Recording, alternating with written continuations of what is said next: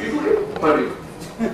Oh itu barusan, itu belum lama. Begini ya, PhD itu yang kelas 1 itu tinggal di Amerika, yang kelas 2 baru kerja di Jepang, kelas 3 di Taipei, dan kelas 4 di sini. Nah karena dia nggak ngerti restrukturisasi, nggak ngerti benar apa sih lo? Wong dia yang mengatur restrukturisasi, kalau itu nggak ngerti, nggak ngerti. Artinya bukan nggak ngerti kartu rumusnya bagaimana, bagaimana menggerakkan perbankan dan menetapkan KAR yang baik supaya bank bangkit kembali menjadi digital developer. Nggak ngerti. Jadi goblok-goblokin sama Kwek. Dan tidak lama kemudian Kwek digoblokin Gus Dur.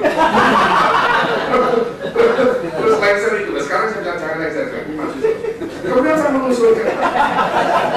Ya, jadi konklusi dari seminar ini ada ini kan kontrol divisa saja. Nah, kebetulan ada beliau. Ini kontrol divisa itu kan Pak Mitro itu. Biro lalu lintas divisa namanya. Itu kalau capital flight merugikan Indonesia ya disetok. Kok ada orang bilang demi globalisasi? Memangnya globalisasi sudah menjadi apa itu Tuhan baru, sudah menjadi apa itu berhala baru, kita kok harus nurut. Selama itu Amerika pun begitu itu kepentingan Amerika, geopolitis dia korbankan pasar bebas. Siapa yang dagang dengan Irak, apalagi Afghanistan, boom, remove from the sea. Remove from the sea. Nah, Amerika aja raja udah ambil pasar bebas, kok kita malah mengangkat pasar bebas menjadi Tuhan baru. Padahal pasar itu ya 3 orang itu kan, penyandang dana, penyandang stok, dan spekulan. Yang keempat adalah rakyat yang miskin, yang tidak mempunyai power, jadi nggak usah dihitung jumlahnya. Nah, jadi ini penting tuh Pak Capital Flight.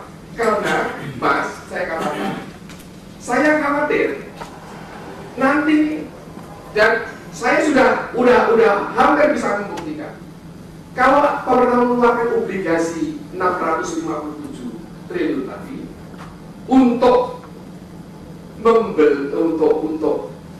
restruktur atau bail out konglomerat yang pencuri BLTI yang bangkrut ini, you tahu yang membeli obligasi sama? Ya mereka yang beli. Dipikir mereka nggak punya duit, punya duit. Saya tinggal membuktikan aja kalau Bank Indonesia mau terbukti itu. Kalau bukan independensinya artinya ada ketertutupan seperti sekarang ini. Jebol. Siapa yang punya duit sebanyak itu membeli obligasi? You think us? No, aku nggak bisa beli obligasi, uang kecil banget. Dan plus 450 triliun jumlah deposito, 90%-nya dimiliki orang yang memiliki deposito 10 miliar ke atas. So, mereka mempunyai bargaining power. BI turunkan itu pajak bunga, naikkan itu, tergantung, pertahankan itu supaya dolar tinggi terus. Dolar supaya tinggi loh, karena duit mereka sebagian sudah didolarkan hingga dia bisa membeli aset Indonesia dengan murah. Dolar disuruh tinggi. Jadi di samping kita ini adalah ahli dalam classroom exercise,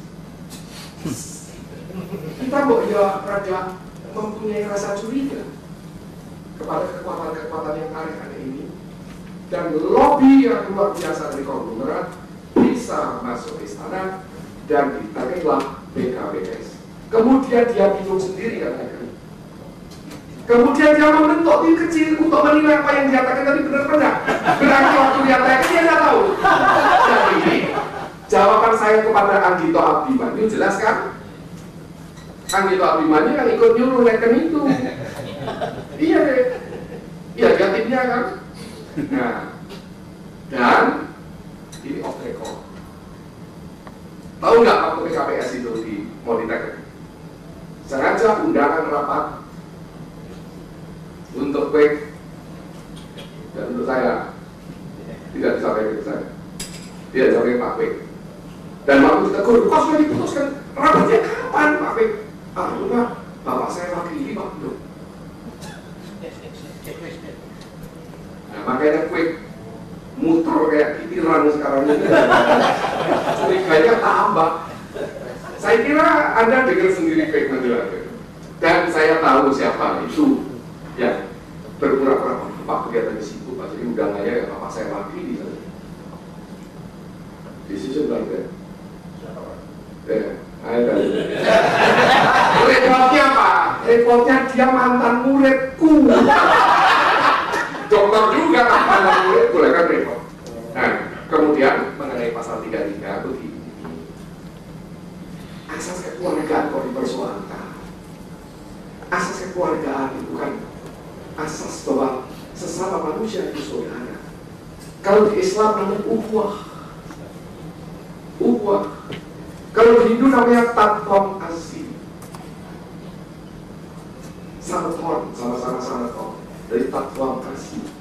Dan kita hidup ditugaskan untuk melakukan hubungan baik antar manusia. Manusia itu saudara satu sama lain. Oleh karena itu ada hablum minan nas. Oleh karena itu manusia harus menjadi homo imago Dei. Homo manusia imago bayana Dei Tuhan. Jadi kita mengikuti bahwa Tuhan selalu kasih sama semua umat. Jadi asasnya kekeluargaan yang di dalam bahasa Belanda broederschap, yang dalam bahasa Inggris brotherhood, but not kinship. Mau diganti apa lagi?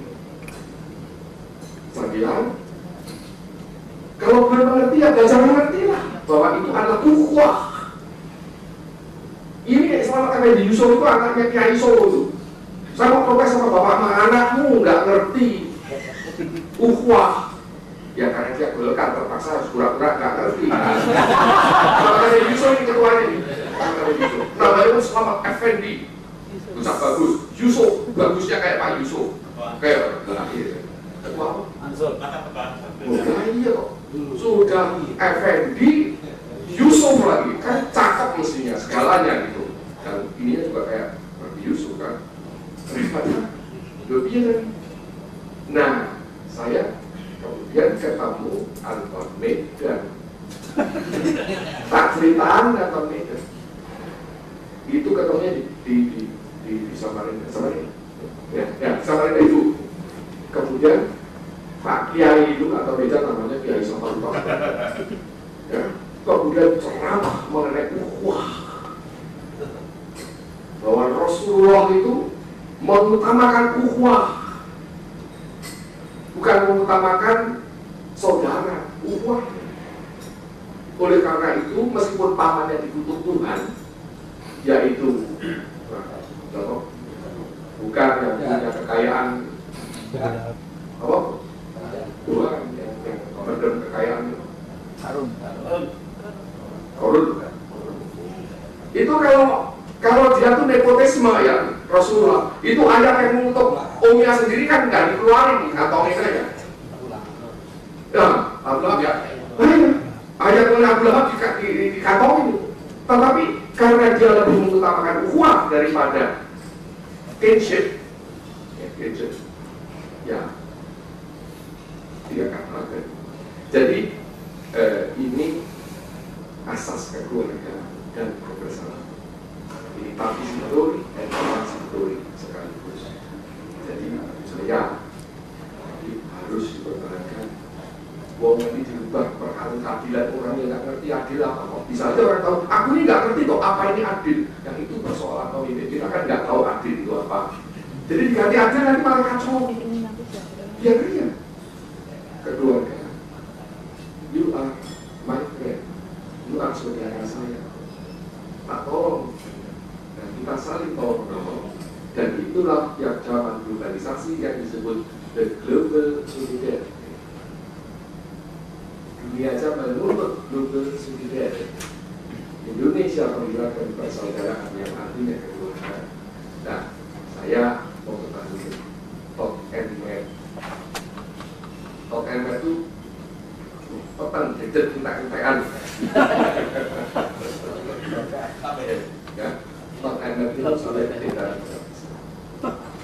Talk and Met at all cost. Ya maksudnya jadi sih baik, biar orang mengerti, tapi orang malah bingung tuh dia. Maksudnya baik.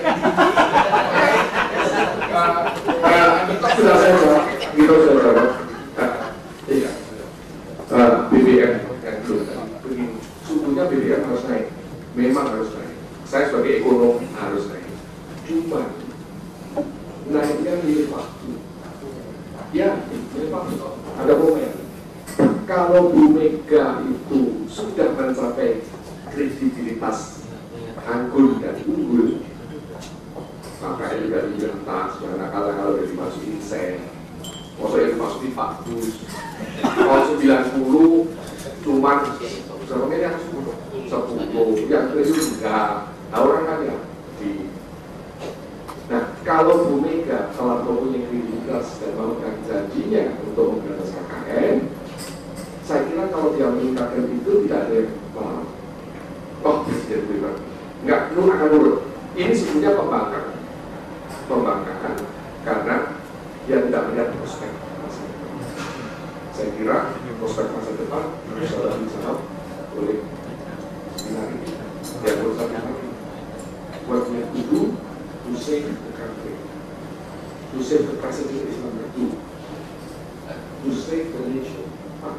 Then you have to fokus ke demikian. Terima kasih.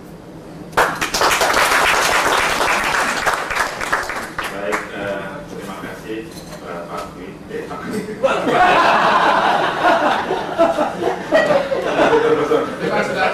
Sudah identik. Memang Pak Dwi serba fenomenal. Kalau tidak ditanya pun tidak macam-macam. Baik Bapak Ibu sekalian, sudah setengah 12:07. Atau mungkin kalau ada yang satu yang paling mendesak mungkin lapangan kerja ini meledak mendak. Mungkin perlu Pak Komar sama Bapak ya. Tadi malam saya tadi malam tidak ini Mulia Tarigan, tahu nggak? Mulia Tarigan tokoh berbulan kita ya. Dia mengatakan, Mas Edi, dia yang protes sama saya, mati aku Mas Edi. Buru-buruku sudah masuk kampusmu.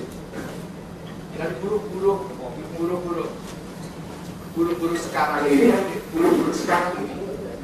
itu sarjana, jangan dipikir buru-buru itu pasti orang-orang yang karena kita tahu kan ada 3 senario B, 3 tahun selesai, senario U, 4 tahun, senario L bisa antara lebih dari 5 atau 10 tahun. Dan teori krisis yang bersifat siklus karena jemaah dalam neoliberalisme di dalam pasar kerja itu tidak laku mas.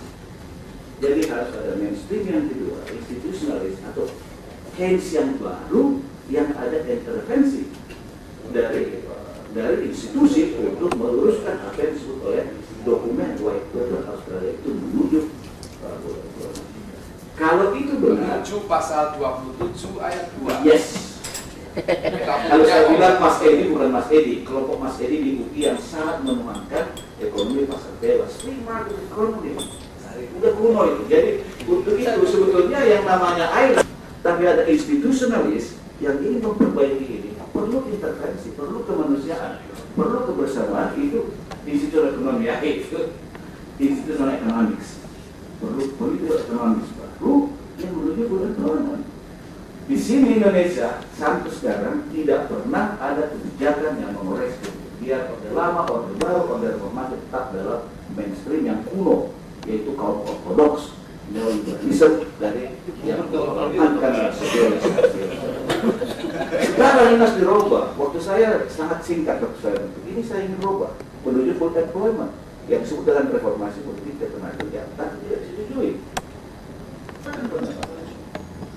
Jadi bukan Kongo yang diciptakan itu kata Mas Edi. Tapi Mas Edi tolonglah kawan-kawan bagian di itu jangan terlalu neoliberalisme gitu. Kalau juga ya, jadi dirubah kebijakan ini untuk menuju telepon. Ternyata setelah kebijakan dilempar, ada resistensi ke pemerintah bahwa ternyata masyarakat dikelabui oleh harga yang ditaruh oleh telepon.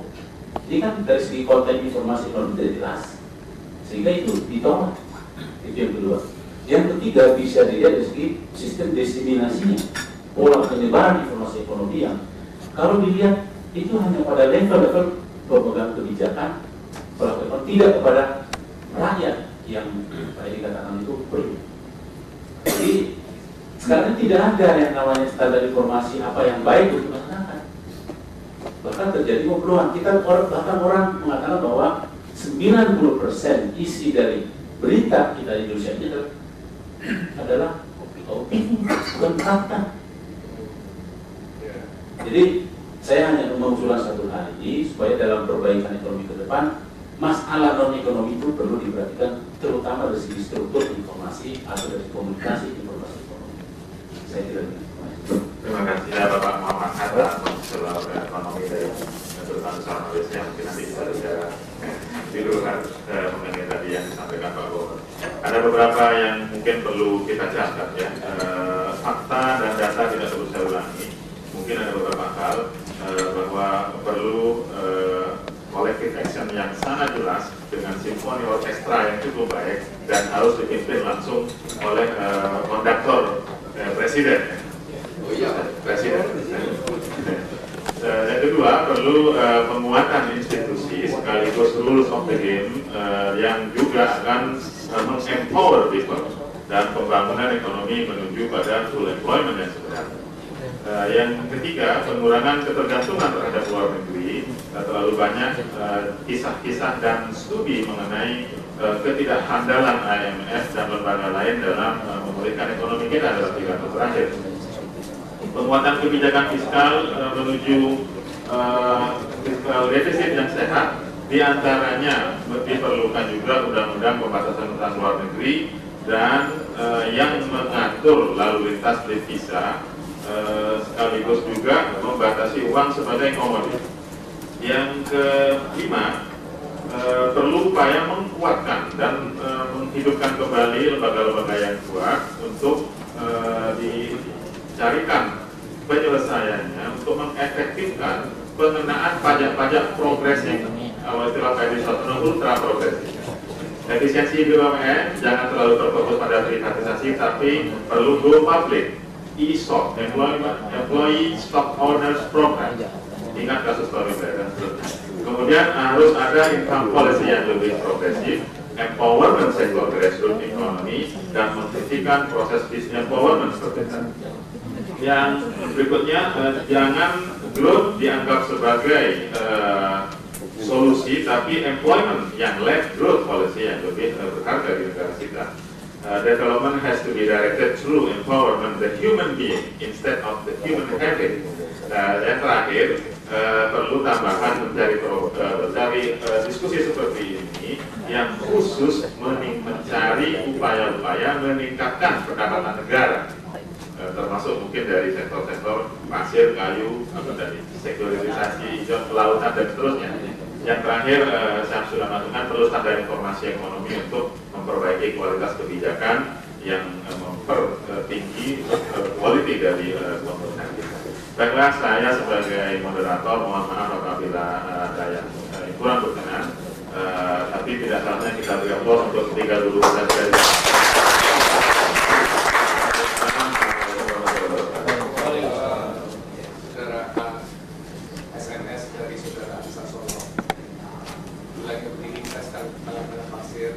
pasir di Riyadh, mau bicara dengan Pak Hasan.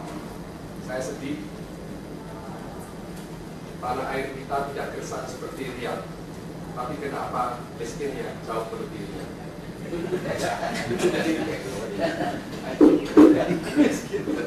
Itu kesimpulan yang ketujuh.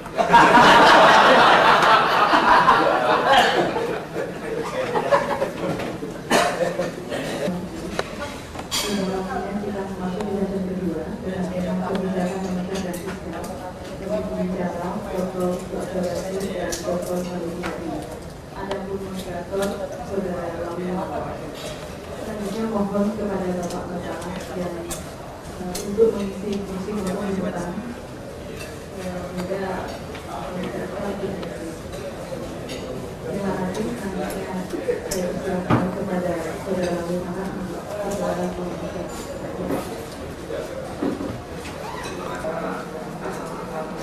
Tapi yang terjadi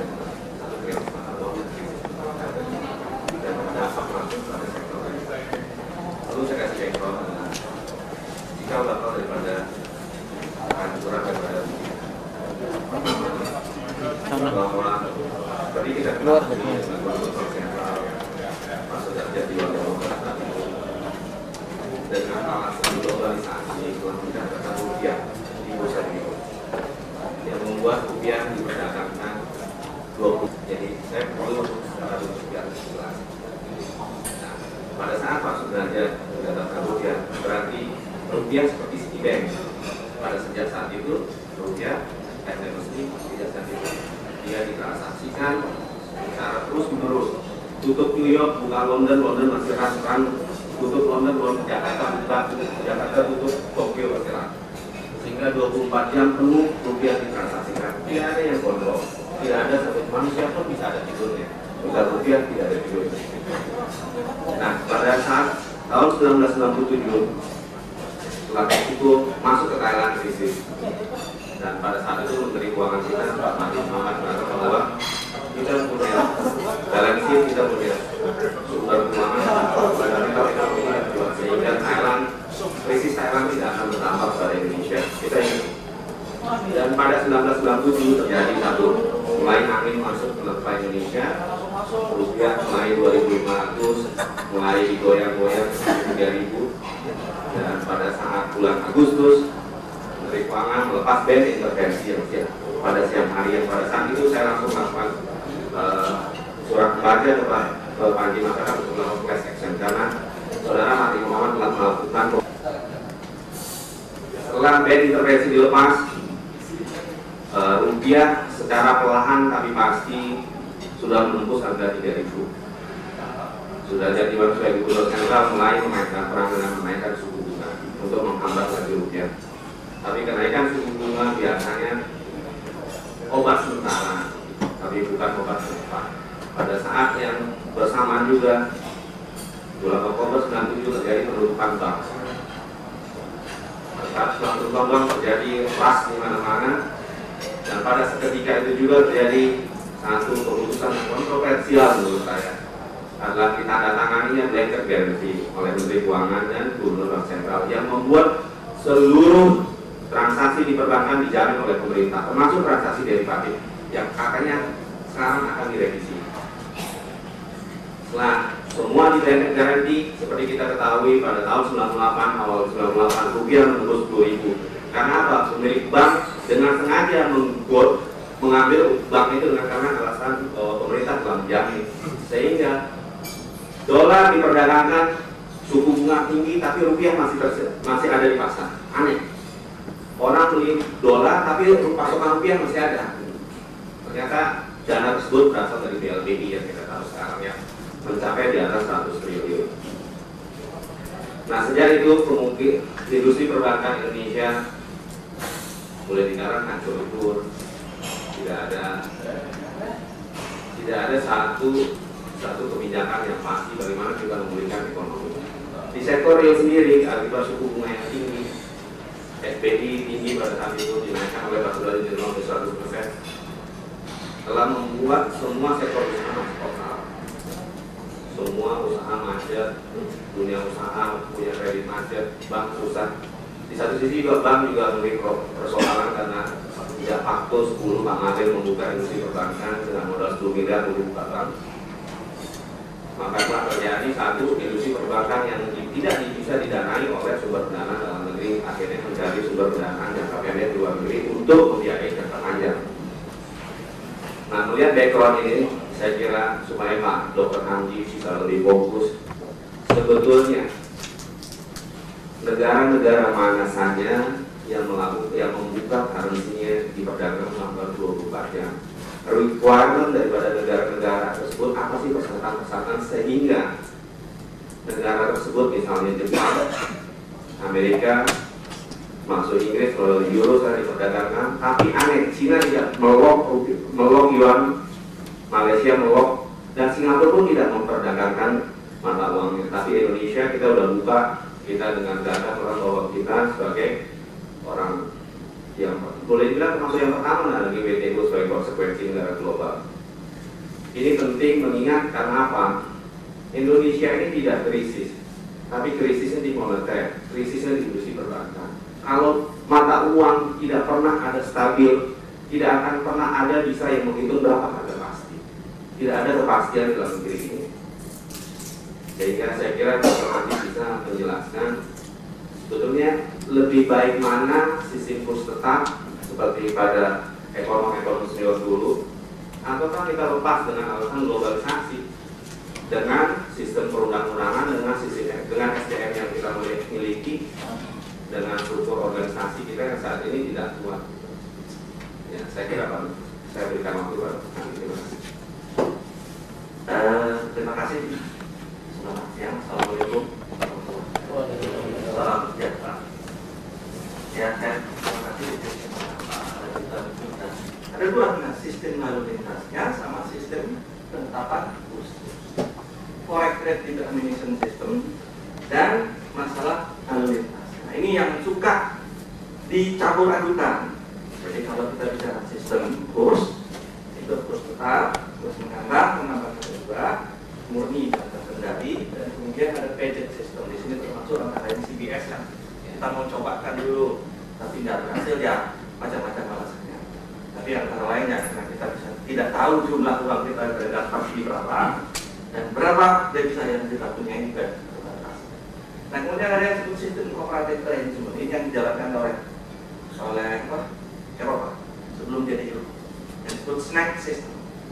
Jadi mereka itu, tapi yang memang harus nggak tahu kita dalam ASEAN mereka ini salah satu alternatif. Tadi sudah ada informasi dari Pak Jazuli dengan internasional lebih kuat itu yang apa namanya discuss evaluation. Tapi ini kalau memang ASEAN mau, Singapura mau, terutama Singapura ya mungkin aja. Nah ini salah satu. Dan kemudian masalah lalu lintas juga bebas dan pengawasan atau kontrol. Nah kontrol ini juga ada yang strict, ada yang fleksibel. Oke. Nah kemudian bebas tetap, kontrol bebas, kontrol tetap. Mana yang kita pilih? Nah, kita sampai sekarang masih yang ini 1, 2, 3, 4 mestinya ini saya salah tulis. Kita bebas-bebas. Kita bebas-bebas. Kita makanya saya pernah bikin tulisan kita itu free sex. Betul. Liberal dari Amerika. Kita tuh free sex dibebas sehingga apa? Saya pernah bikin tulisan free sex di New South Wales. Nanti saya kasih tahu. Sehingga apa? Kita kena virus HIV. Ini dari segi moneter deh. HIV dari kena perbankan jalan itu sudah pasti. Nah nanti kita cari solusinya bagaimana. Coba. Dan saya melihat hanya dari sistem devisa, dari devisa ya Pak, dari palas ya. Jadi Bapak bisa lihat. Nah, kuncinya kan di sini. Selesai stabil falas. Kunci. Nah, kombinasi sistem pertama, sistem pertama terus harus mengambang, bebas tanpa kontrol. Nah, ini biasanya jarang namun dalam artinya tidak banyak yang menggunakannya lagi sekarang. Sistem yang pertama bebas-bebas itu sudah banyak negara yang tidak berani karena untuk globalisasi ini arus uang itu tidak bisa dikontrol sehingga kurs pun juga kalau nggak kuat ya ambles harus modal ya. Kalau Soros sudah turun tangan dengan grupnya yang namanya sudah kita hanya ya sudah kita akan turun. Amerika sendiri itu tidak bebas. Kita telah masuk ke Amerika, mesti diikat. Nanti kita lihat statistik apa degree of control di masing-masing negara. Singapura yang paling bebas di ASEAN, yang kontrolnya paling rendah. Indonesia nomor 2. Nanti kita lihat. Nah kemudian penetapan kurs yang kedua tetap bebas kontrol. Nah ini sangat sulit dilaksanakan. Kalau tetap kontrol, kenapa? Harus keluar masuk bebas, ya sedang bagaimana tentu penawaran permintaan akan berpengaruh. Tidak mungkin orang pasar akan terus tetap dengan sistem bebas. Nah yang ketiga kombinasinya penetapan kurs bebas tapi kontrol. Nah ini yang banyak dijalankan kontrolnya itu mild control, hard control. Semua negara begitu. Ya, semua negara Eropa umumnya begitu, Prancis juga begitu. Jadi mekanisme pasarnya jalan, tapi kontrolnya ada. Kemudian keempat, ini yang tetap kontrol, ini yang dijalankan Malaysia. Begitu krisis, tapi kenapa Malaysia berani? Kurs panas cepat, sistem lalu lintas kontrol. Ya, Malaysia begitu dia declare ringgit tidak boleh dijual-belikan di luar. Itu sudah kontrol. Nah, kenapa dia berani? Ya karena pemerintahnya relatif memang berani dan apa? Berani dan pintar. Dan dia tahu jumlah ringgit yang beredar itu dia tahu pasti. Berani pintar. Dan berapa cadangan devisa dia punya? Saya mengandalkan semua. Kalau kita maaf aja, sekarang kalau ditanya ke BI, berapa jumlah uang beredar apa? Ini tadi belum BI. Berapa jumlah rupiah beredar? Masih perkiraan 114 Coba, berapa banyak rupiah yang di Singapura? Malah, ya saya nggak bisa menentukan. Sampai waktu krisis itu, orang tua rupiah keluar, beli Singapura dolar di sana, bawa malah ada yang bilang pakai kontainer, sorry aja sampai ada yang begitu. Nah, tapi orang mau ngambil uang waktu itu sudah tidak berani datang ke Singapura bawa cash, falasnya baru bawa. Karena falas lalu lintasnya bebas. Makanya terakhir kan keluar peraturan orang luar negeri yang boleh bawa rupiah hanya 10 juta, lainnya harus declare. Kan? Kenapa? Sudah ada sejarahnya. Nah, kita nggak tahu lagi sekarang rupiah yang aspal dan lainnya. Oke. Nah, sekarang kita coba bagaimana masalahnya ini. Sistem lalu lintas falas itu mempengaruhi supply dan demand. Itu kunci. Spekulasi falas terutama. Karena transaksi internasional dalam falas itu ada dua, komersial sama finansial. Kalau komersial itu real, ada ekspor. Tapi kalau finansial ini ya, pengiriman uang, spekulasi. Yang kedua adalah portofolio. Tapi kalau direct investment, ya memang ada real. Nah, ini menentukan kurs falas, berpengaruh terhadap harga, berpengaruh terhadap tingkat bunga, berpengaruh terhadap ekonomi makro, mikronya, unit-unit, berpengaruh terhadap ekonomi. Itu ringkasnya. Nah, sekarang kita lihat mekanismenya. Bagaimana mekanismenya? Pasar falas itu selalu berada di pasar falas dan pasar rupiah. Karena supply dolar berarti demand rupiah, demand dolar berarti supply. Itu yang hal yang satu kuadrat positif, yang satu kuadrat. Ini yang banyak orang yang belum. Nah, sehingga apa yang pasar falas itu supply falas apa yang kita ekspor barang dan jasa. Kalau itu naik, impor modal naik. Impor modal kita apa? PMA. PMA ada nggak? No. Loan itulah yang diharapkan, government loan. Tapi ekspor LC nggak? Ya sudah, nanti kita lihat. Grant itu, ya. Ekspor ini sekarang dari mana sumbernya? Hanya BUMN ekspor. Swasta ekspor laut, parkir. Kenapa? Ya karena sistem lalu lintas devisa. Sehingga apa? Kalau supply dan mestinya logikanya, kalau supply kita naik, dolar naik, demand terhadap rupiah naik, rupiah akan naik. Tapi yang satu ke atas ini itu bukan itu yang terjadi sekarang. Yang terjadi justru yang demand dolar itu berarti impor barang dan jasa. Kalau itu naik, ekspor modal naik. Nah, ekspor modal kita itu apa pertama? Cicilan utang pokok, bayar bunga, capital flight.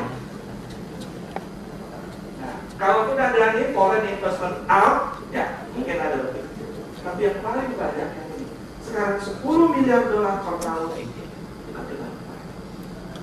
Nah, apa yang terjadi kalau demand dolar naik, supply rupiah naik, berarti rupiah depresiasi, dolar ini lagi terjadi.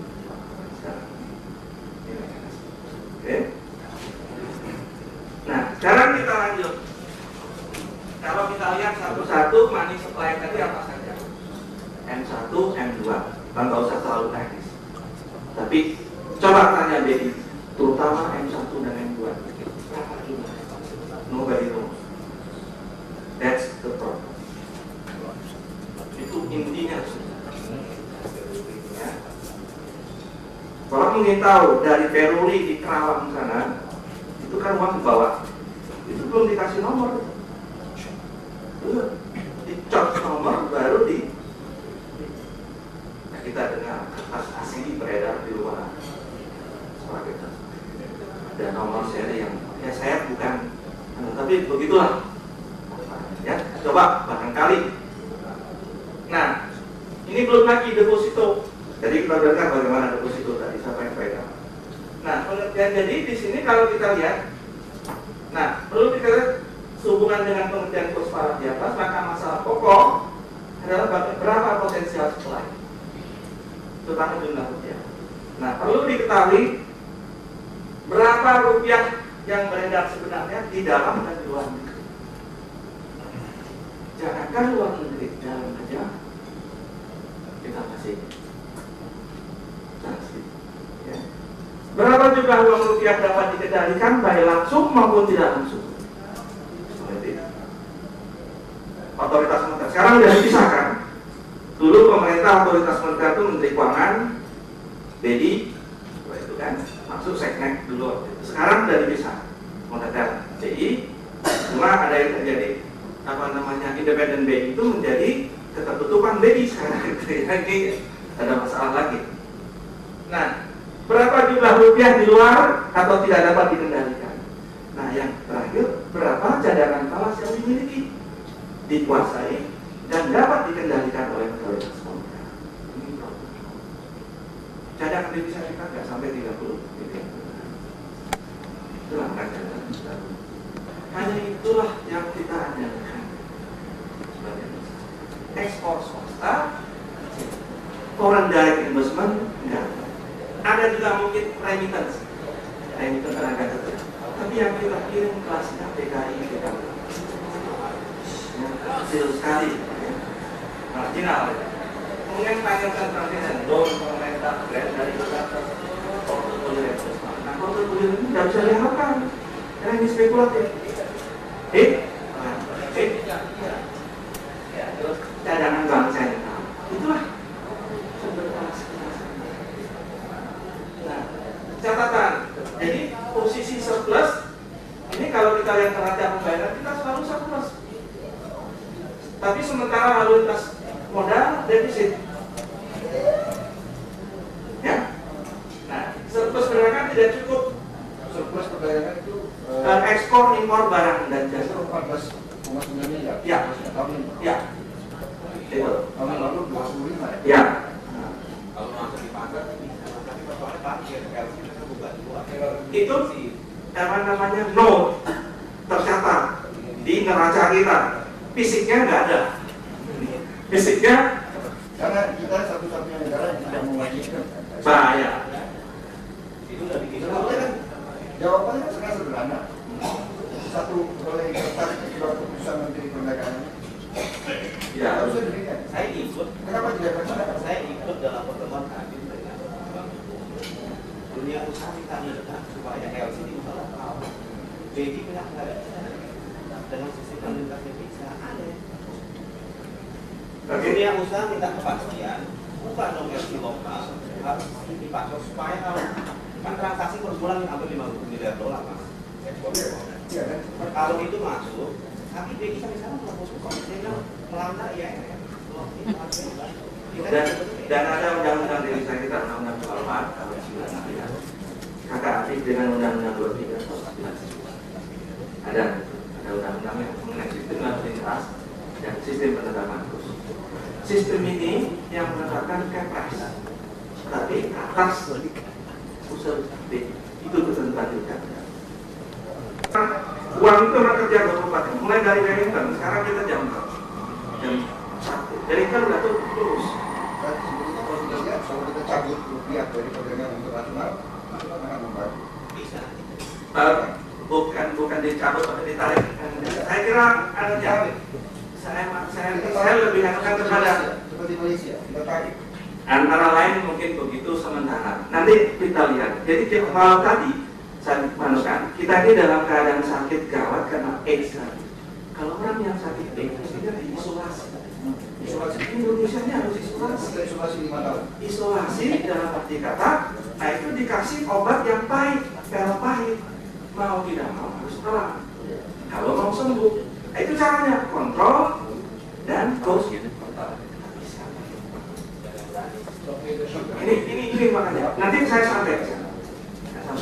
Itu Pak Pro sudah konsep sudah benar itu ya.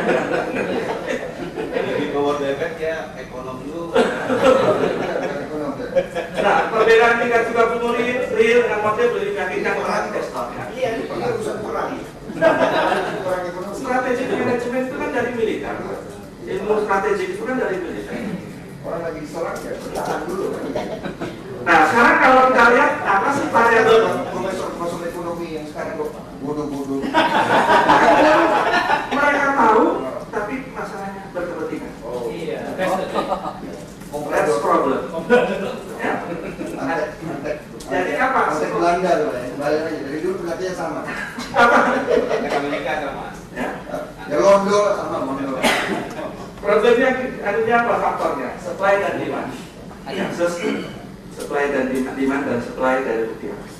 Itu berpengaruh terhadap posisi barang sampai terhadap pembayaran kita. Defisit atau surplus. Kalau defisit sekarang kan banyak kan defisit kita tahu. Apa pengaruhnya terhadap harga tingkat inflasi? Harga naik. Kalau harga naik, tingkat bunga mau tidak mau naik. Tingkat bunga naik, investasi turun, income terpengaruh. Karena employment, tadi bicara employment itu tepat sekali. Income, kalau employment turun, investasi turun, employment turun, income pasti. Maka tambah lagi dengan kebijakan. Jadi pemerintah ambil kebijakan sekarang. Apa kebijakannya? Fiskal, moneter, perdagangan luar. Ini dia instrumen. Instrumen ini yang dimainkan oleh pemerintah untuk mempengaruhi income. Nah, nanti ada situasi. Nah, yang paling gawat di Indonesia ini isu rumor spekulasi. Ini yang tidak bisa dihitung. Nah, ini berpengaruh lagi ke atas. Jadi semacam apa namanya? Customer circle. Vicious cycle, bukan virtuous cycle. Virtuous cycle untungnya Pak. Ini vicious cycle, lingkaran zaman yang tidak putus-putus. Nah, kalau kita lihat ini.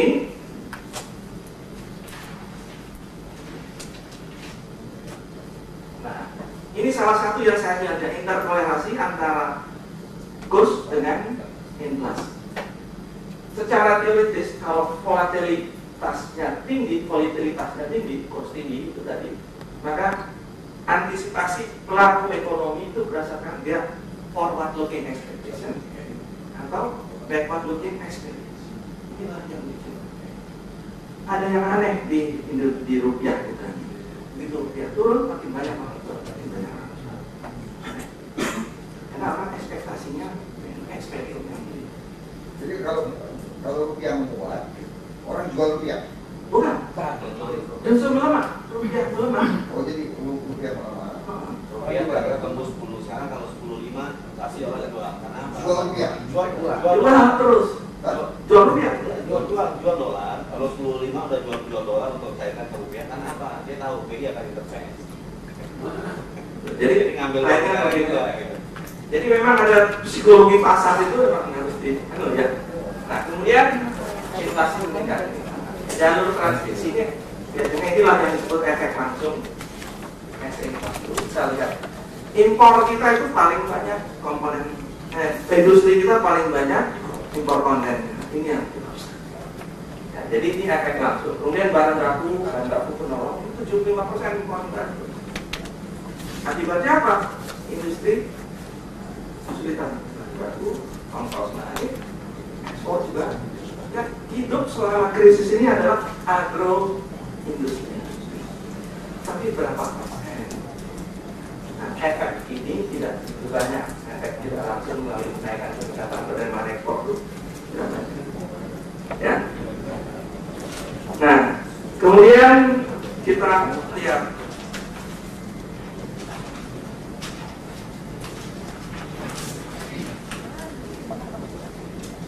Nah, mana yang baik antara fix? Bukan baik, saya tidak mengatakan, saya hanya merupakan fact-nya aja, ya, antara fix dan versus floating asset. Fix itu memberikan kepastian bagi dunia bisnis. Dia bisa kalkulit harga pokok, ditentukan, bisa bikin laporan mikro. Makro APBN kita bisa dirancang secara lebih.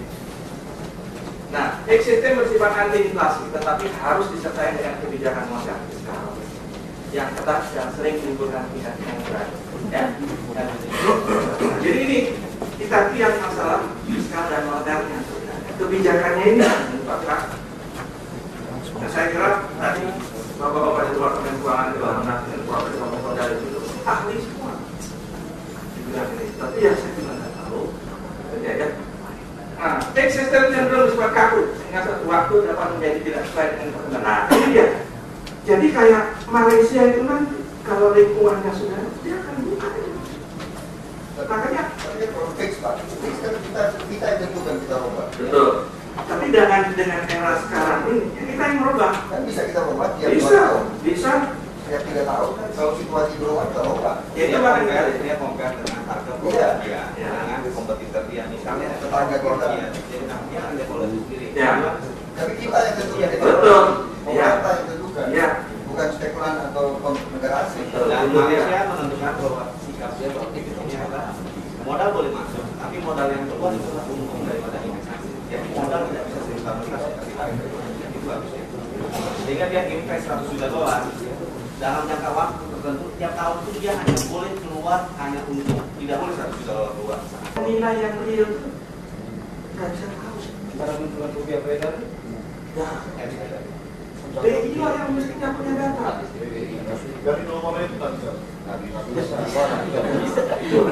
Kemarin saya tanya, saya waktu mau nulis di sini, Bapak bilang suruh saya kerja juga, saya cari data tuh BI.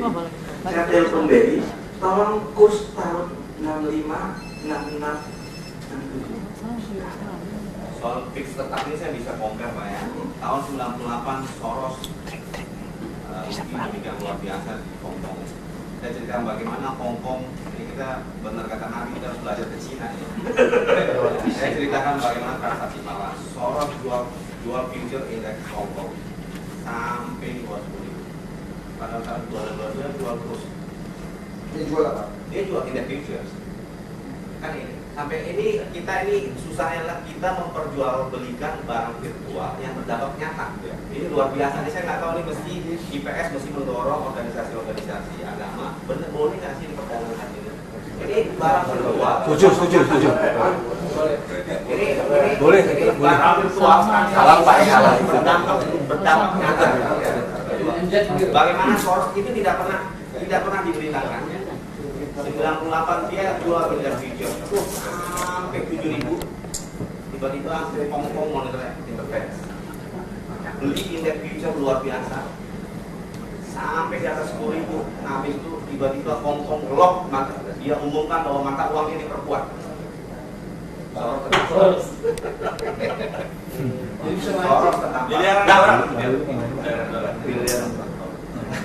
makanya kita belajar dari Cina.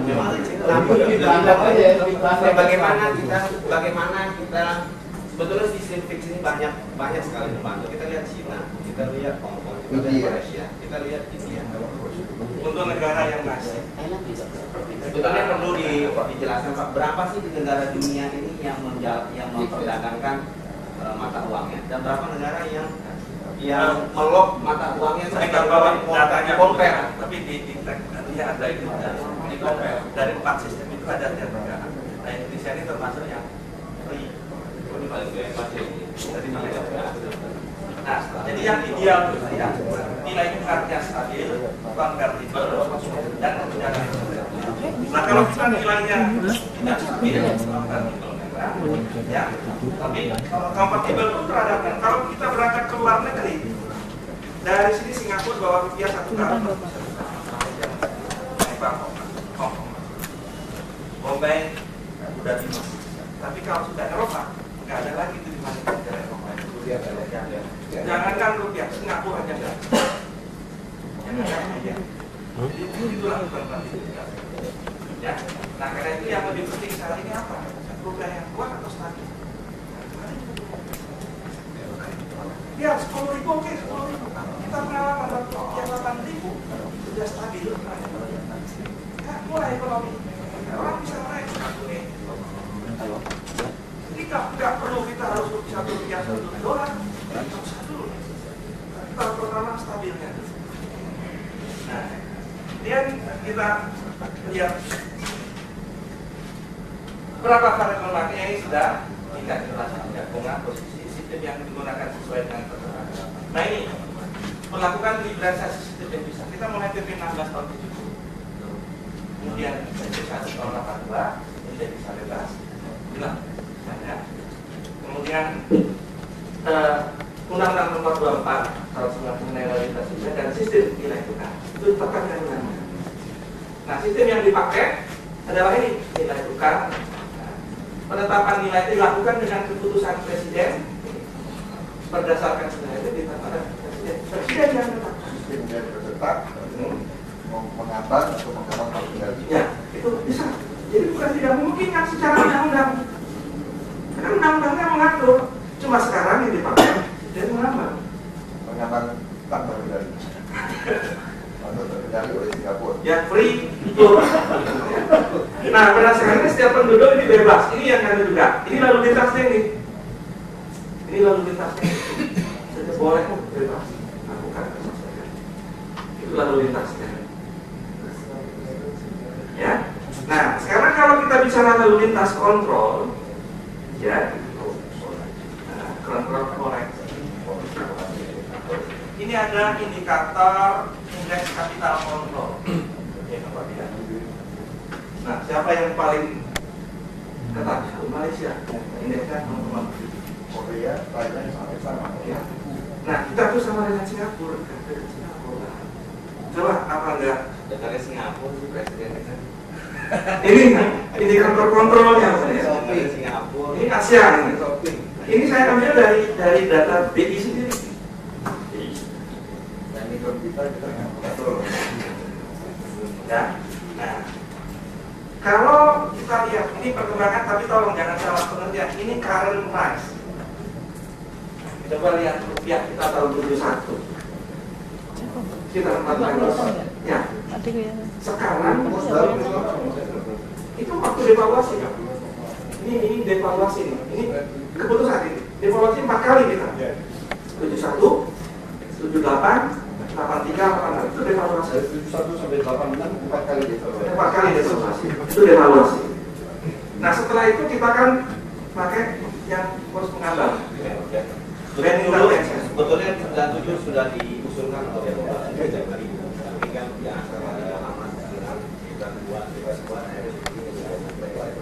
Kalau kita lihat dari itu, jadi kalau kita bandingkan ya rupiah, yen dan US dollar.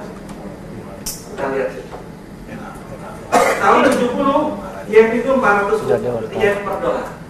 Sekarang lebih kurang 100 mau kan 10 Apresiasi. ya Kuat. ya pernah 80 ya pernah sampai 80 benar. Nah sekarang kita rupiah lebih kurang kan 400 tuh kan Pak. Sekarang 10.000. Tapi maaf ya ini jangan salah ini apa namanya current price bukan apa namanya bukan apa Nilai sekarang. nilai keadaan sekarang angka ini ya bukan apa namanya ini satu lagi kalau current price itu indeks pakai indeks ya jadi ini angkanya begitu. Nah jadi 1 rupiah Bapak ingat nggak tahun 66 kita mengadakan scenario 1.000 rupiah 1 dolar. Waktu itu saya tanya, saya mau cari data itu karena data saya hilang, saya cari ke sana. Bang tidak bisa kasih dia, karena kami baru berdiri 68 dulu BNI. Itu kira-kira 1 dolar berapa puluh rupiah. Jadi kalau kita lihat rupiah ini sudah depresiasi 96% kalau dengan harga berlaku, ya, bukan harga konstan. Harga berlaku bukan konstan price, ini current price. Jadi kalau rupiah itu maksimum depresiasi mestinya berapa? 100%. Kalau sudah di atas 100% berarti nilai rupiah itu 0. Betul nggak? Apresiasi dolar memang tidak meninggal, tapi depresiasi suatu mata uang maksimum 100%. Ini kita sudah mendekati 0 kalau nilai current price. Jadi kalau konstan price kita harus pakainya. Nah, ini menunjukkan bagaimana depresiasinya. Oke, nah sekarang kita mulai mengambil beberapa kesimpulannya kira-kira. Kalau kita lihat krisis moneter, itu karakteristiknya apa jadinya yang disebut krisis moneter? Satu, cost fluktuasi naik. Akibatnya pengaruh terhadap harga. Kenaikan harga mempengaruhi tingkat bunga pasti. Kalau nggak orang nggak mau invest, nggak mau dapat deposito. Ini menunjukkan risiko bisnis. Jadi risk balance, risk inflation, risk interest itu risk bisnis. Ini bukan financial panic. Indonesia itu terjadi tahun 97 itu financial panic. Nah inilah BLBI itu yang larinya. Nah menimbulkan ketidakpastian bagi unit ekonomi. Unit ekonomi tadi makro dan mikro. Makro pemerintah dengan APBN-nya, mikro kalkulasi dan pokok dan laporan. Kalau tidak pasti, aktivitas ekonomi slow down. Apa itu?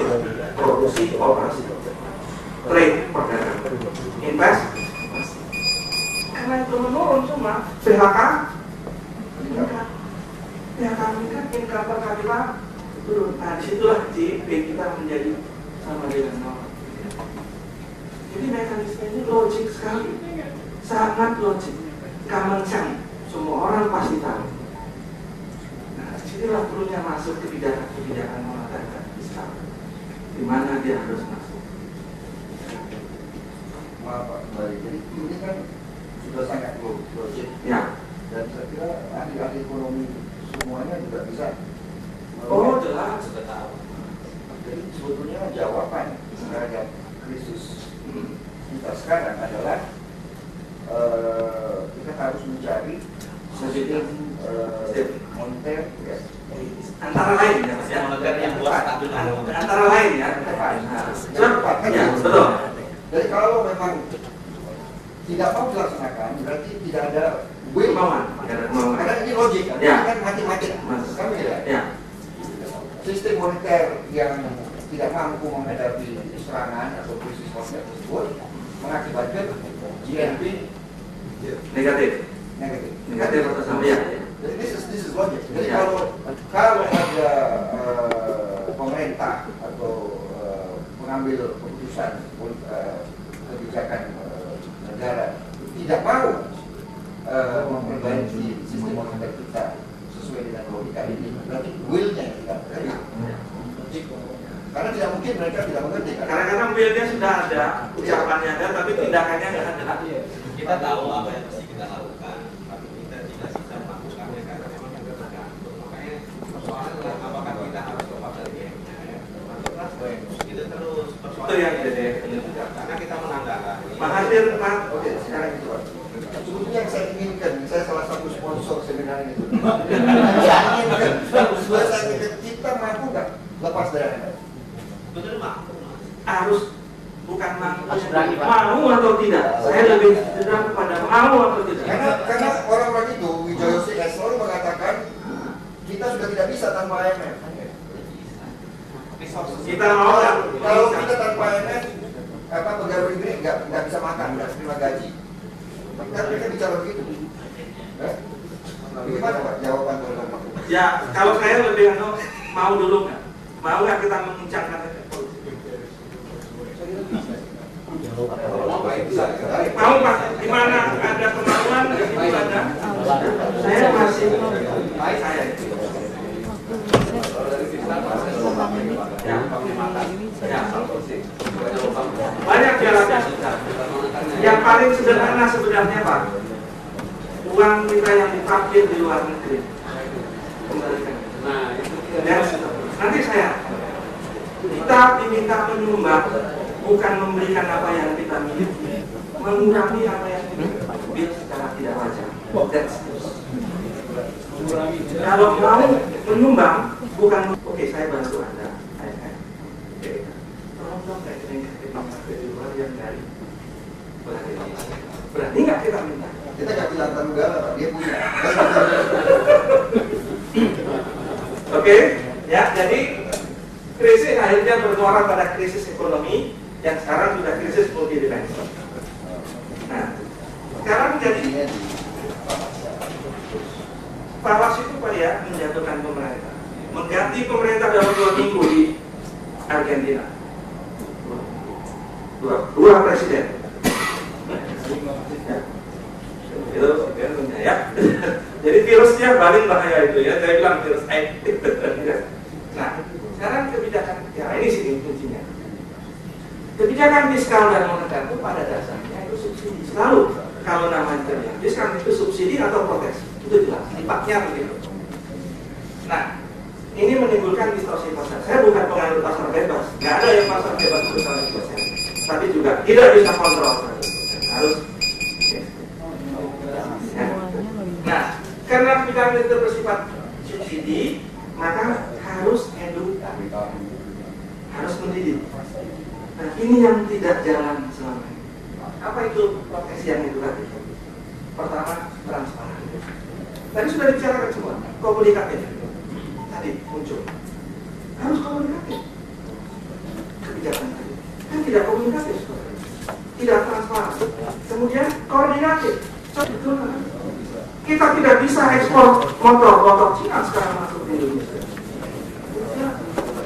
Barang Cina ada sudah sebentar lagi. Vietnam. Ya.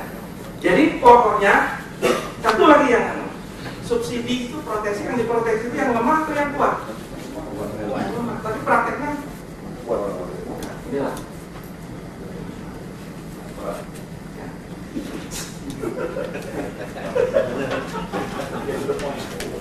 Nah, jadi kalau kita simpulkan dari krisis ini, itu pertama, jadi solusinya kadang-kadang bukan solusi teorik lagi karena orangnya sudah tahu semua teori. Soal hazard. Lampu hazard itu kan ada di mobil kan, lampu darurat. Jadi moral kita itu, saya nggak bisa nuduh, termasuk saya mungkin. Yang kena kalau saya nuduh itu, ini 3 buat saya. Kalau saya nuduh orang Jawa, ini 4 buat saya. Jadi kalau saya nuduh sana Jawa orang, mungkin saya lebih tidak bermoral ya, maaf ya. Nah, kemudian garansi kolak. Nah, kemudian ada corporate socialism. BUMN itu banyak fungsi sosial. Kemudian corporate governance. Nah, ini banyak kekayaan ide high cost ekonomi. Kita lihat aja proyek-proyek. Nah, kemudian apa? Bank liquidity dan manajemen tidak perlu. Kalau kita sejarah bank Eropa, Amerika 100 tahun, 200 tahun masih berdiri. Kecuali bank Bearing Bank kemarin ini kan. Nah, kita baru berdiri 10 tahun, kolaps. 5 tahun, kolaps. Gimana kita melakukan? Nah, kemudian tidak atau kurang demokrasi dalam arti susah kontrol. Saya ini agak sekarang, soalnya di Malaysia itu Mahathir itu tangan besi, Singapura itu tangan besi. Tapi kenapa kok? Mereka relatif. Nah, kita demokrasi sudah muncul, sekarang jadi demokrasi. Nah, jadi kemudian jadi ini harus dilakukanlah multidimensi ini. Jadi ini barangkali yang bisa saya sampaikan. Nah, mungkin untuk pengantar diskusinya, dan mungkin nanti kita bisa sambil bicara. Terima kasih. Assalamualaikum warahmatullahi wabarakatuh. Terima kasih Pak Dr. Handi. Sebelum kita lanjutkan, ada satu kata yang bagus, the capital carries no flag. Jadi kalau Mas Bowo ini kita lihat patriotik, herois, semua kita semua nasionalis. Uang itu tidak ada nasionalismenya. Ya, dia tidak akan fight untuk satu negara kalau uang itu tidak bisa berkembang, tidak bercucuk, tidak bercicit, uang tidak akan datang. Jadi ibarat semut, ya dia kalau ada gula di situ ada semut. Jadi the capital carries no flag. Jadi kita tidak bisa berharap dari ya misalnya nanti uang akan masuk gitu, tidak mungkin. Kita udahlah mimpi. Satu-satunya jalan adalah kalau kita lihatlah satu-satunya solusi yang kita bisa sepakati adalah adalah memang kita harus membuat stabilitas. Harus diakui apa yang dilakukan oleh pemerintahan lalu juga ada dengan stabilitas. Dengan stabilitas itu kita bisa mengukur semuanya. bisa terukur dalam, kita bisa berhitung dalam dunia usaha, bisa berhitung dalam sport, semua kalau ada stabilitas, semua bisa kita selesaikan dengan baik. Nah saat ini apa yang terjadi adalah kita mendeklar diri kita adalah negara demokrasi nomor terbesar, nomor 3 kalau tidak salah, dengan bangga kita. Tapi apa yang terjadi adalah demokrasi telah berkembang dengan liar, kalau kita lihat dengan liar, demikian juga mata uang tiap hari bergejolak. Tidak ada satupun dunia usaha yang bisa mengukur berapa sih kita mau buka dolar di harga berapa sampai akhir tahun berapa. Yang lebih kejamnya lagi adalah dunia swasta. Impor membutuhkan dolar beli di dalam negeri, begitu jual simpan di luar negeri. Karena LC selalu tidak ada kewajiban membuka LC di LC Jakarta, LC lokal. Nah, semasih kebijakan-kebijakan seperti dengan sistem lantas devisa bebas, masih kita menganut paham bahwa satu-satunya penyelesaian daripada krisis multidimensional dengan demokrasi yang liar ini, ya saya kira feeling saya, ya kalau melihat pertumbuhan pengangguran demikian luar biasa, tidak akan lama lagi akan terjadi sesuatu yang luar biasa. Karena apa, kita lihat pengangguran, harga barang sudah naik, harga beras naik, semuanya dihitung dengan dolar. Oleh karena itu, sepertinya apakah mungkin bahwa diskusi ini mengusulkan kepada pemerintah, kepada otoritas negara untuk satu mengambil keputusan saja lah, bahwa kita menggunakan sistem kalau tetap. Kok terjadi di Cina, di Hong Kong, di Malaysia, dan mereka berhasil keluar dari persoalan-persoalan dalam negeri. Malaysia tumbuh hampir 7%. Begitu melok ringgit. Cina luar biasa sekali. Sebelum kita dulu udah masuk WTO, Cina lebih belakang baru-baru. Tapi sekarang begitu dia declare masuk WTO, barang dia bisa masuk kemana-mana. Tidak ada satupun yang bisa menghambat barang Cina di seluruh dunia. Tapi Indonesia declare paling pertama masuk WTO, tapi ekspor nggak bisa. Yang ada terima barang impor. Sebetulnya kita harus refleksi. Sebetulnya kita mau kemana sih dulu? Apakah kita terus dulu pada IMF atau tidak? Karena buat saya sumber dari persoalan itu adalah IMF. Dia janji 400 juta dolar dari zaman Gus Dur sampai sekarang ada keluar. Sumber persoalan adalah kita berani tidak mengatakan bahwa global ke IMF. Kita berani tidak mengatakan bahwa sistem perdagangan mata uang rupiah ini memang haram, memang tidak pernah diatur. Bagaimana mungkin sih barang kita jual beli barang virtual yang berdampak nyata? Bisa dibayangkan bahwa dia balansir perusahaan ada forex exchange loss. Dia bisa untung tapi tidak bisa dapat uangnya karena cuma melihat kalau rugi berdampak kepada yang benar-benar dapat uang.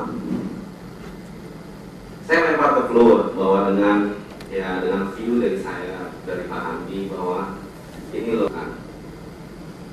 Nah, kita lempar ke floor saja, mungkin sebelah kanan, sebelah kiri. Terima kasih.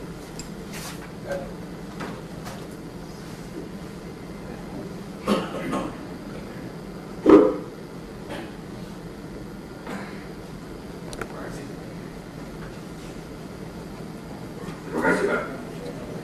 Nama saya Budi dari Tidak Kerja.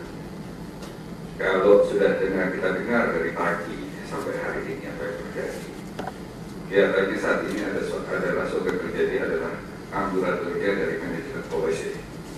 Ya. Manajemen policy yang tidak jelas, tidak tegas, dan menjaga perbaikan ekonomi Indonesia. Kita ganti saja seminar untuk mencari leader di Indonesia. Terima kasih Pak. Saya jadi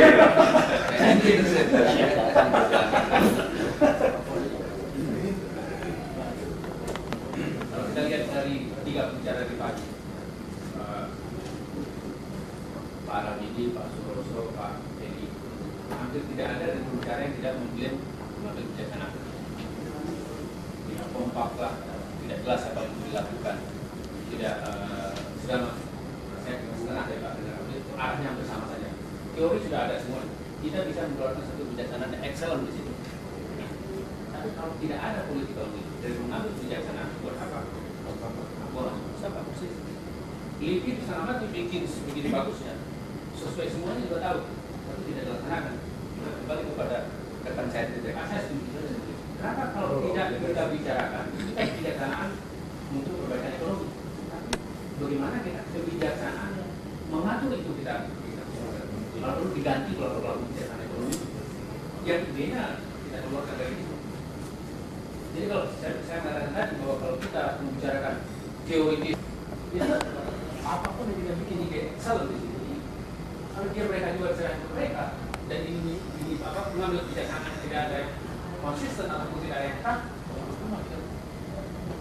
jadi itu satu ilustrasi yang benar di depan mata kita. Itu saja. Terima kasih. Panas, moneter, kesimpulannya kita menggunakan kaca. Dan semua dosen senior dari FEUI punya kesimpulan sama. Ada satu buku yang menarik dari juga Pak Prabowo. Ini dia cerita analoginya. Ada seorang letnan muda yang semangat, nasionalis, patriotis. Dan ini letnan ini di Hungaria. Waktu itu ada badai salju. Tapi karena komitmen dia terhadap tugasnya itu, dia paksa juga pasukannya ini untuk berangkat tugas. Dan boleh bilang gimana kalau mau saya untuk tugas kira-kira gitu ya. Sedangkan itu badai salju. Tapi karena the boss, dia bilang right or wrong, I don't do this. Kamu harus patroli. Mereka terpaksa patroli. Jadi dia tunggu anak buahnya nggak balik-balik. Hari kedua nggak balik-balik, hari ketiga balik-balik. Dia sangat menyesal, dia bilang kenapa Anda terlambat? Anak buahnya bilang, nanti terus di masa-masa di sana patroli. Akhirnya kami terpaksa di dalam sistem dua yang jadi bersatu. Hari pertama semuanya nggak ada yang bereaksi. Semuanya dia. Hari yang kedua sama.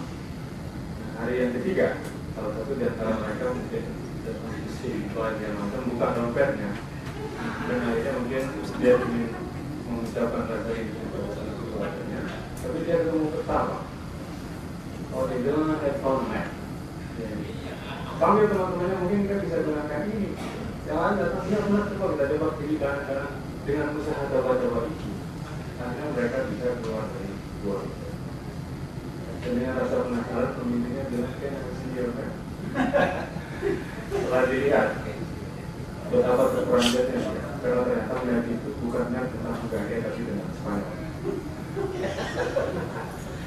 Nah, pesan moral dari Keys Foundation ini orang bilang, dalam kondisi terperangkap di dalam dua. Dalam kondisi krisis, dalam kondisi kegelapan, kadang-kala mereka yang salah itu pun setidaknya mereka itu bisa mengencourage yang lain untuk berpikir, bereaksi, dan mencari jalan hanya keluar dari krisis. Pemerintah kita akhir ini memang ya suka atau tidak suka ya kita melihat ada satu masalah dengan leadership. Nanti itulah yang paling baik yang pada saat ini kan, dari ekonom-ekonom yang vested interest, dari ekonom-ekonom yang terlalu American minded, IMF minded, kepada ekonom yang memang berpijak kepada kepentingan bangsa ini.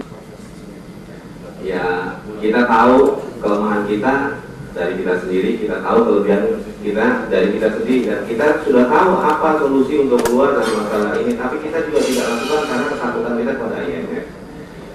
Nah mungkin Pak Dr. Hamdi juga akan menambahkan apakah kita berani keluar dari IMF atau tidak. Sebetulnya kesimpulan sudah tahu dari awal memang rezim yang begini ini memang dampak luar biasa. Nanti akan disambung oleh Pak Buat juga. Ya, saya kira semua sudah punya gambaran. Jadi saya juga tidak bisa menambahkan banyak ya.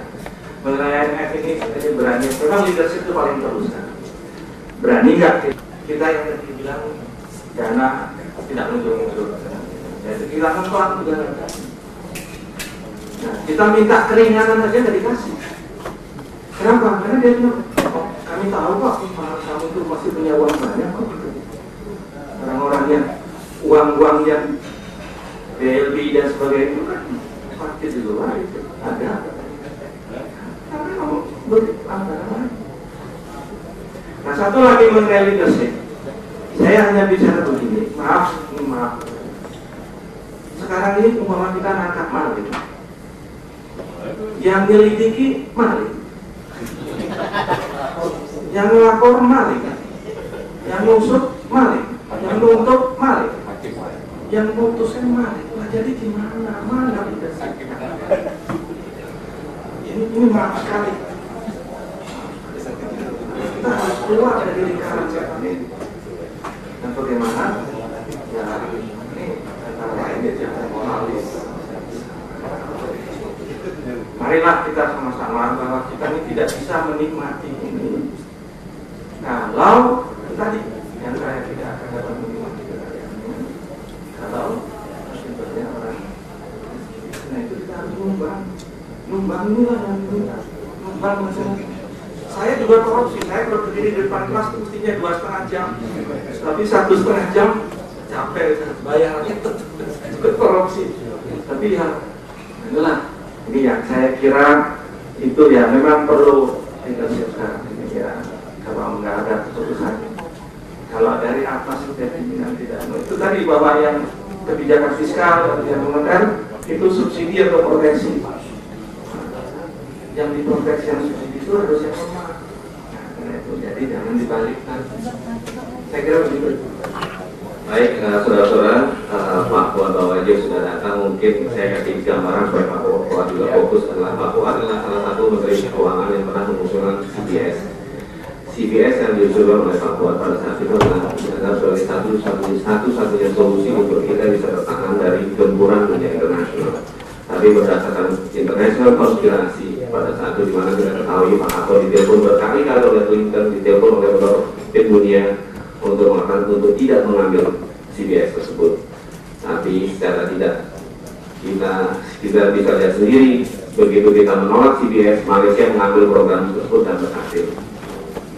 Tapi Pak Fuad sendiri sebagai seorang ekonom, sebagai yang mengetahui ekonomi makro dan mikro, perlu juga menjelaskan sebetulnya kebijakan-kebijakan apa saja di sektor moneter ini yang harus diambil oleh pemerintah saat ini sehingga kita bisa dibawa keluar dari berbagai kemelut, khususnya dari kemelut mata uang, kemelut moneter dan industri perbankan, kita bisa sehat dan yang lain-lain. Jadi kita dari diskusi ini supaya ada satu input kepada pemerintah, satu menurut pandangan dari diskusi,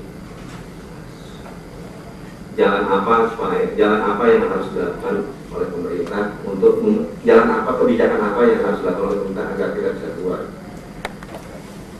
Apa perlu saya kasih gambaran bahwa apakah mungkin Pak Fuad juga sudah mengetahui sistem blending daripada orang-orang pemain-pemain pasar modal sampai menjamin seluruhnya transaksi di perbankan. Nah, kalau kita mungkin dari kacamata Pak Fuad, apakah keputusan memberikan blanket garansi itu termasuk kategori kesalahan profesional? Terus kita menganggap bahwa sistem blanket garansi itu segala bakal daripada kekisruhan ini, dan kebijakan-kebijakan apa yang mesti diambil oleh pemerintah pada saat itu. Terima kasih. Assalamualaikum warahmatullahi wabarakatuh. Bapak, saudara dan teman-teman, Pak, pikir saya tidak lambat, gitu. Tapi masuk jalan yang ada nikah, waktu ada keluar dari situ. Saya cuma nonton lewat Tuhan tidak akan nikah. Nah, saya sempat mengikuti juga terakhir, tapi saya rasa mudah-mudahan saya bisa tetap menangkap untuk substansi diskusinya itu. Memang ada masalah pokok. Kalau tadi disebutkan seperti ada pemimpin tapi tidak ada kepemimpinan, ada pemerintah tapi seperti tidak ada sistem pemerintahan, dan seperti ada penguasa tapi tidak tahu siapa yang berkuasa persisnya. Dan itu memang di sini, tapi itu saja tidak akan juga bisa mengatasi masalah, ya. Karena meskipun itu masalah besar, tapi tambahan saja dari masalah lain yang sudah ada. Masalah pokoknya adalah tidak diamputasi, jadi masih tetap utuh. Begini persisnya itu,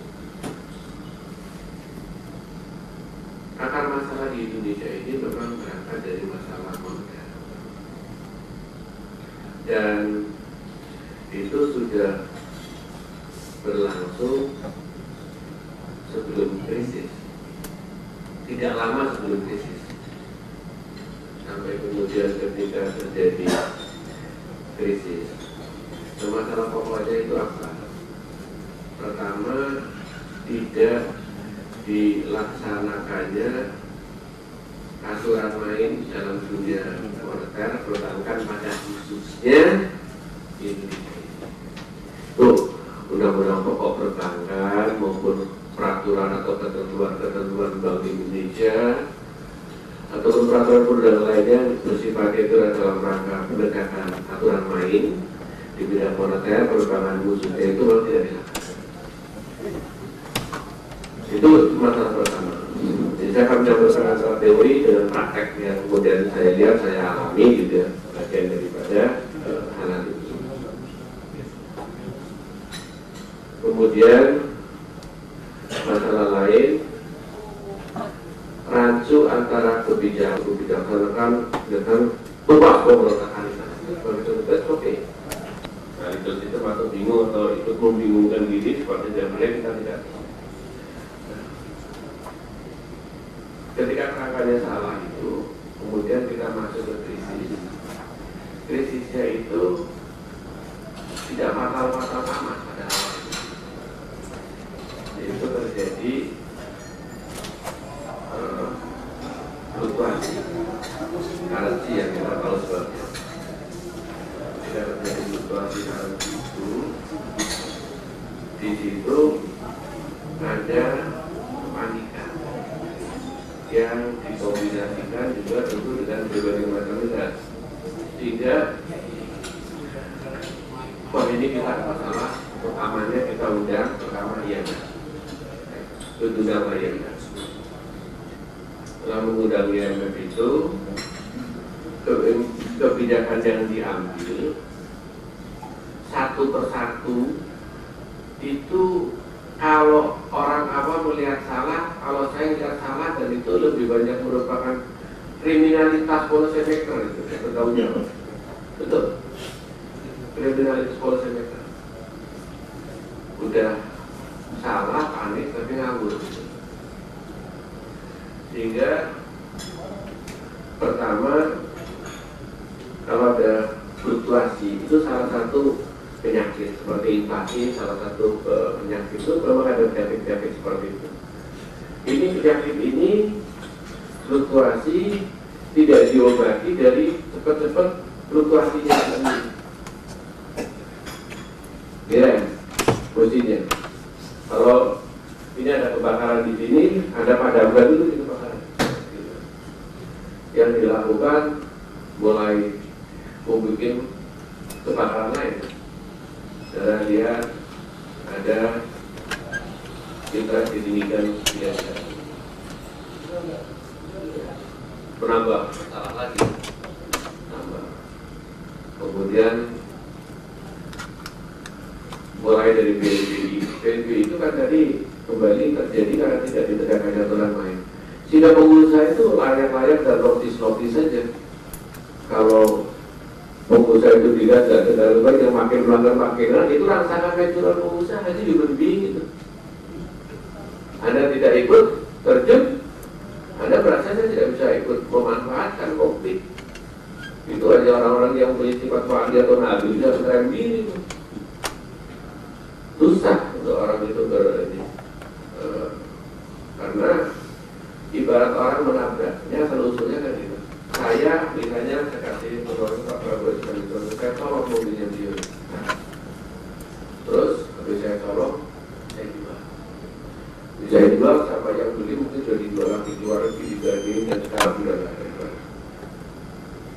Ya Pak Prabowo berpikir praktis ya sudah, daripada ruwet kita perjanjian utang kan ya sudah utang perjanjian. Jadi kita ubah itu pidana jadi perdata, kalau sulit perdata. Oke, kita bayar setahun, itu masih bagus. Yang bilang setahun berapa tahun, yang sebagian kan malah lebih nggak ada cerita setahun kan begitu. Setahun, wah jangan setahun, saya nggak cukup nih Pak Prabowo kalau setahun saya nanti Habibie kan dari dulu tahu di umur 4 minggu diganti 4 tahun. Tapi Pak Bro itu daripada ini, tapi ini masalah kriminal sudah selesai, sudah kita ubah menjadi perdata. Sekarang posisinya sudah perdata, dimana ya perdata itu mesti dia menghargai saya. Dia jahat kurang saya, perdata dia gak ada harapan. Bakal itu macam-macam, bayar ada yang gak bayar. Malah orang bilang ini, semakin dibayar semakin diselesaikan, makin dikelihatan itu makin didukung. Ada berbeda juga. Contohnya begitu. Yang dijual itu SNT mayoritas selamanya SNT siapa? Oh itu saling kan? Dia jual itu. Barangnya itu bagus, buktinya buat rebutan bisa dijual, ada laku dan sebagainya, masih bagus deh. Bagus betul. Kalau di antara macam-macam, saya bukan promosi untuk siapa-siapa, tapi saya dulu komparatif. Waduh, pemerintah PBN terima dari dia betul, yang dijualin dia kan, nggak peduli dia bisa dijual mereka laku ada suratnya deh, dia berebutan dalam luar negeri. Yang lain malah sama sekali, orang-orang yang lain, gua bilang lu ketika sih bergaya lu, kayak kita ini jadi harap semua jadi sana itu gitu kan, karena makin ini makin digepuk gitu. Akhirnya sekarang jadi ya sudah 10 tahun. Ya saya nggak tahu 10 tahun itu nanti masih ada dokumentasi apa nggak? BPP itu mungkin sudah nggak ada. Kita pemerintah udah 10 tahun nggak ada ikan itu, ya kan? Sekarang jadi itu pada itu 4 tahun lagi habis. Ditangkap mereka, ya Pak, Bob ditangkap, dia ditangkap, tapi saya nggak tangkap. Wah, nggak bisa jual-jual, itu nggak bisa eksekusi. Ngirim delegasi ke mana? Nusa Kambangan misalnya. Aku bilang ngapain dulu baru 70 saya di penjara? Saya mau teken buat apa? Saya nggak teken mah. Nggak bisa jual. Jadi posisinya memang karena posisi itu sudah berubah dari akar masalah pidana menjadi perdata. Tidak sekarang itu kalau saya di pengadilan kalah, percuma katanya. Saya mesti kalah kalau pengadilan itu malah kalah. Jadi gimana? Jadi seperti jauh budaya kan? Ini beban sudah terlanjur. Sekarang ini saya belum tahu ya dampak daripada kebijakan ada yang kemudian keliru itu ada yang salah itu tadi masalah bunga tapi tidak diatasi.